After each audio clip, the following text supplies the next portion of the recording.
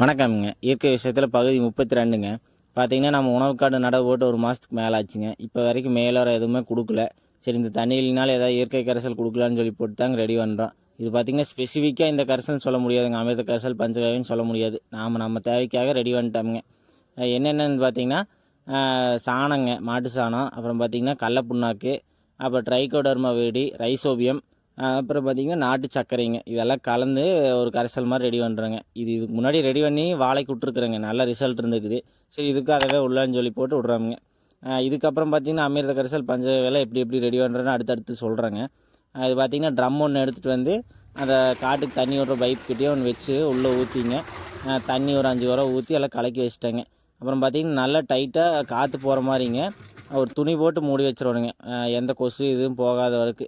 இது ஒரு நாள் ரெடி ஆயிருங்க. நாளைக்கு எப்படி தண்ணியில் விடுறது அதெல்லாம் நாளைக்கு பார்க்கலாங்க. இது இயற்கை விவசாயம் பிடிக்குன்னா ஒரு லைக்கை போட்டு